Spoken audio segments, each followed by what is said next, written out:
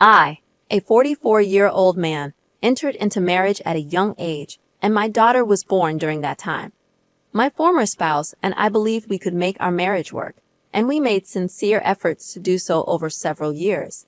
However, despite our attempts, we eventually decided to part ways when our daughter was 6 years old. Thankfully, there were no lingering resentments between us, but the aftermath of the divorce was quite challenging. I found myself in unfamiliar territory as a single parent. While my ex-husband offered some support, I had to shoulder most of the responsibilities. Adding to the complexity of the situation, I had to secure employment for the first time in my life. Prior to the divorce, we had agreed that I would be a stay-at-home parent, so this transition was a significant change for me. Financially, things were tough, and I struggled to make ends meet.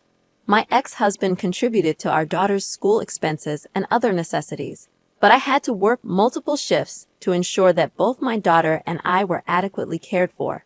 The strain took a toll on me, leaving me sleep-deprived and constantly fatigued.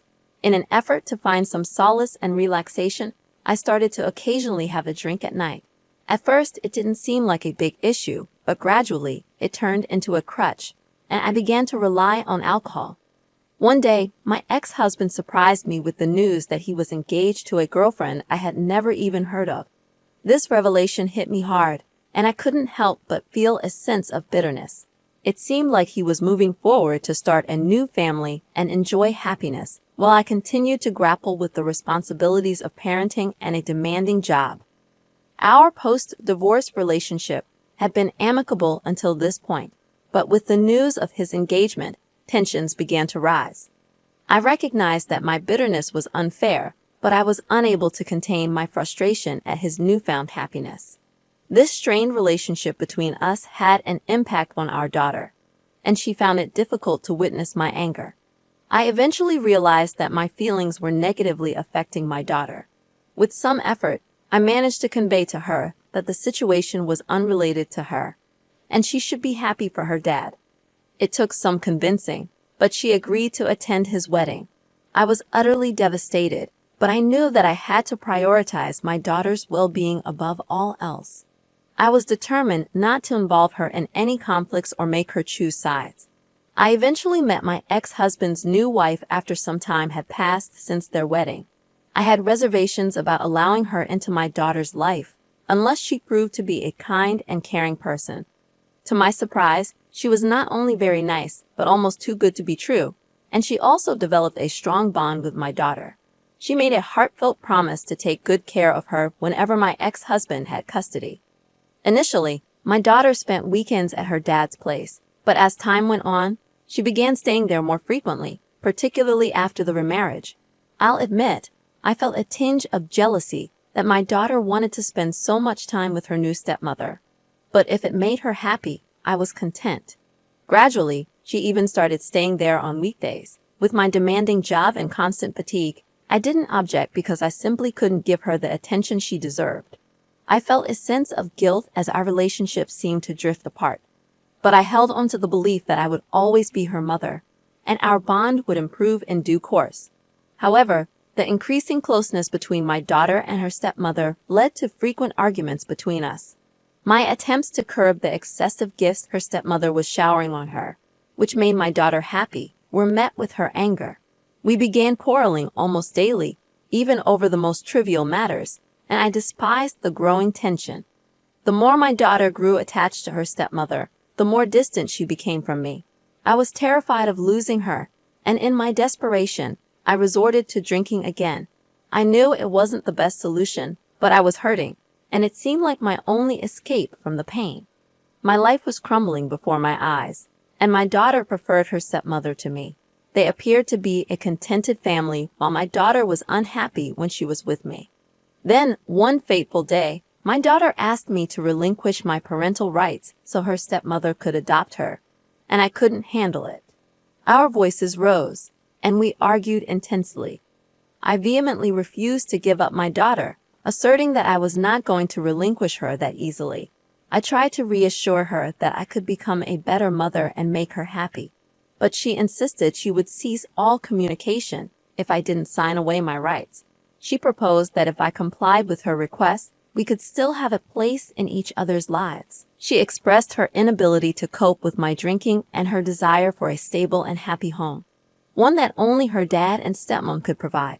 My heart ached, but I comprehended her needs and reluctantly agreed to her request, with the condition that she would not vanish from my life.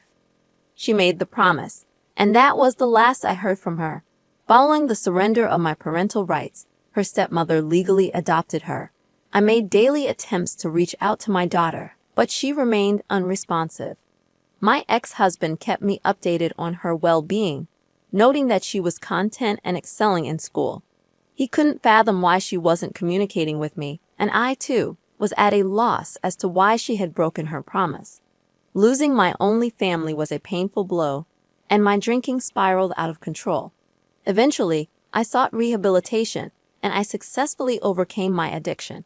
Although I had ceased drinking, the absence of my daughter left me profoundly unhappy. I called and texted her daily, even making visits to my ex-husband's home in hopes of seeing her. But she refused to come out and meet me. I had missed out on so many pivotal moments in her life, from her high school graduation to her college enrollment. I believed I had lost my daughter completely until one day when she appeared at my house and handed me a letter. She mentioned that she would consider talking to me if I could explain why I had written that letter 12 years ago. I read the letter repeatedly, attempting to understand its contents. Shockingly, it claimed that I was willing to relinquish my daughter in exchange for money, and it was addressed to her stepmother. I had never sought money from anyone, and I had never considered giving up my daughter. Furious, I went to my ex-husband's residence and confronted his wife for destroying our family and taking my daughter from me. She burst into tears, and my daughter took her side, insisting that I was being selfish by disrupting their lives after so many years. I vowed to expose her for who she was, and my daughter asked me to leave them alone, asserting that I was causing unwarranted turmoil in their lives after all this time. With a heavy heart, I retreated to my vehicle, defeated after 12 years of estrangement. I later shared everything with my ex-husband, who had no prior knowledge of the letter. He believed his wife was merely expressing jealousy and thought it would fade over time. It had never occurred to him that she would go to such extremes to cut me out of their lives. He also mentioned that his wife had requested him not to keep me updated about our daughter, but he chose to disregard her demands, as they had no children of their own, and his wife treated our daughter kindly. In my defense, I assured him that I had nothing to do with the letter, and that his wife had poisoned our daughter's perception of me successfully for the past 12 years. She assured me that she would arrange a meeting between me and my daughter. After a week of persistent persuasion, my daughter finally agreed to meet me. During that meeting, I shared everything with her, explaining the circumstances surrounding the letter and her stepmother's involvement. The letter was typed, so there was no handwriting to analyze. My daughter listened intently, tears in her eyes, struggling to accept that she had been manipulated as a pawn in her stepmother's scheme. I shared details about my job, my successful completion of rehab, and my newfound sobriety. In return, my daughter opened up about her college life and her boyfriend, expressing her deep sadness over letting her stepmother come between us. I reassured her that it wasn't her fault, and finally she began to believe the truth. She was determined to confront her stepmother. We parted on good terms, with her promising to visit me once she had sorted things out with her stepmother.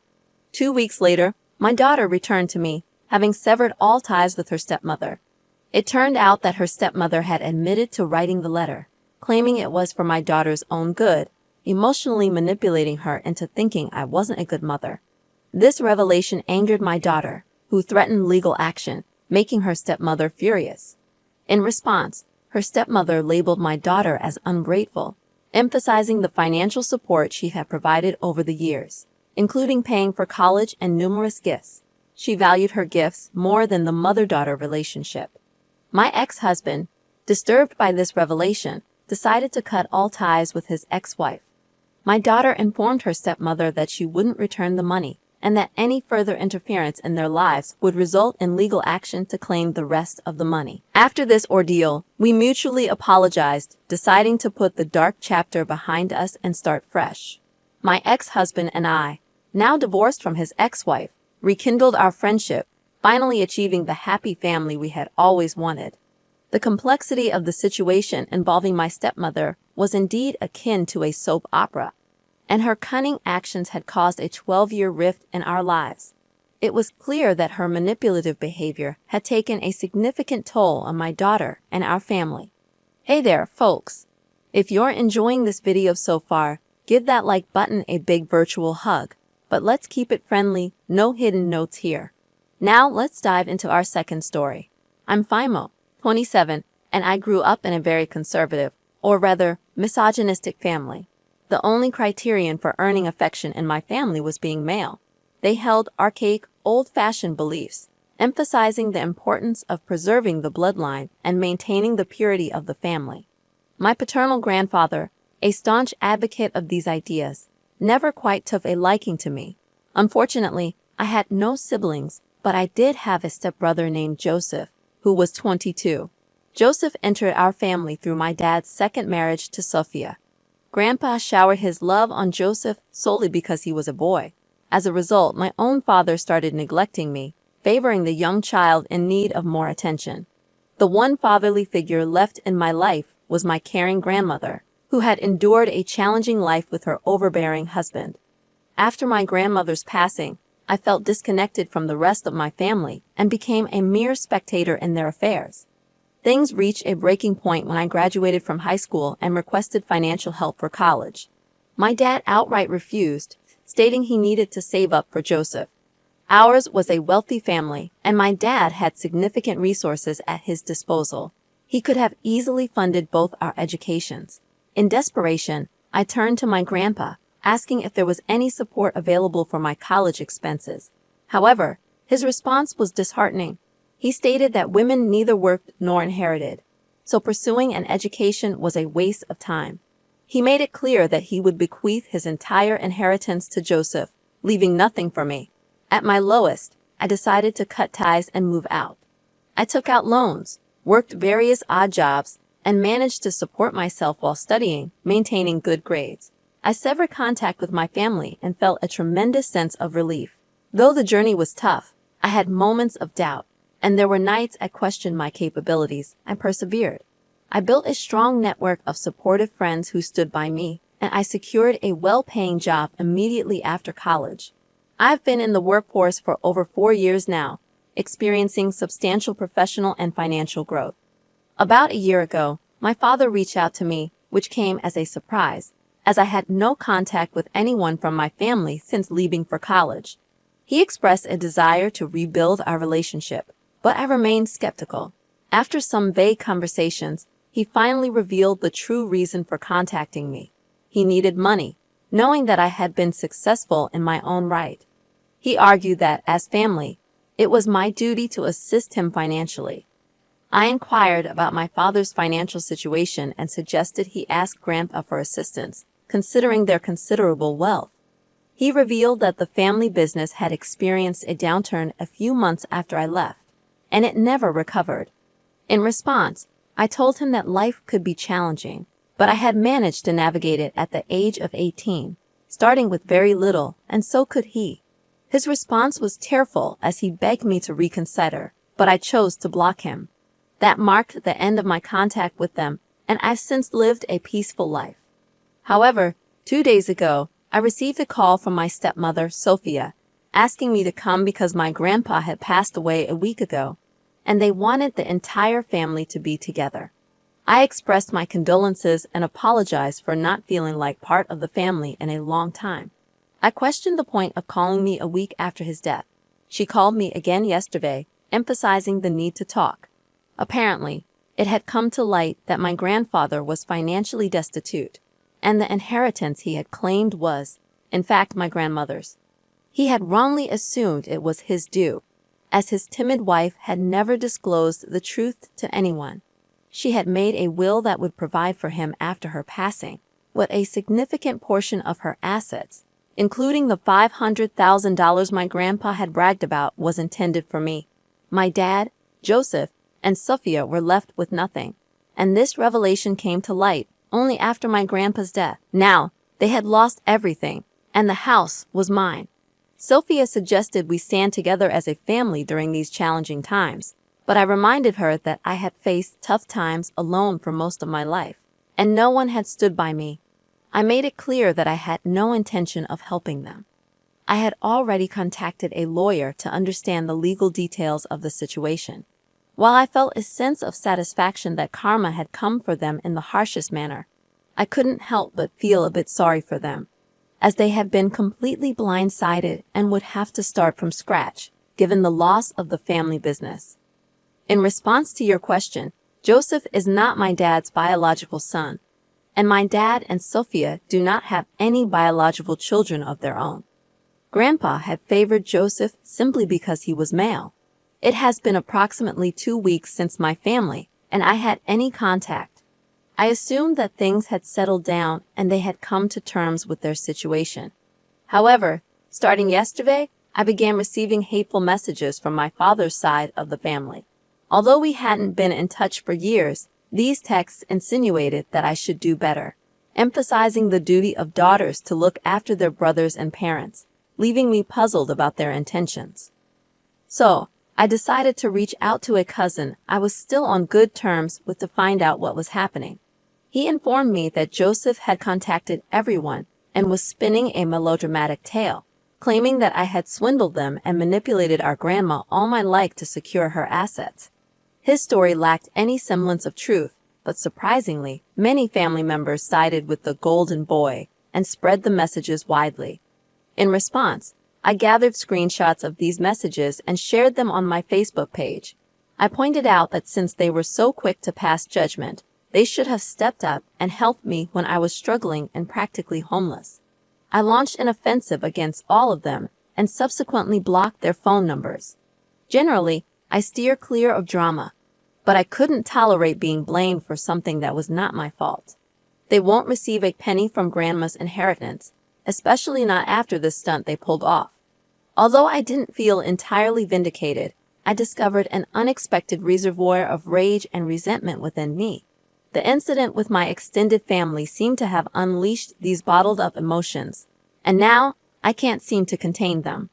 Upon consulting my lawyer and reviewing the will, I decided to evict my dad and his family from the house. Since my job allows remote work, it's more efficient for me to work from home, and this move will also help me save money. I served them with an eviction notice, providing them with a 2-month window to find another place. Their response to this bombshell was nothing short of fury, with a barrage of calls and messages flooding my inbox. I'm quite certain they're spreading slander on social media, but I don't have access, and I honestly don't care.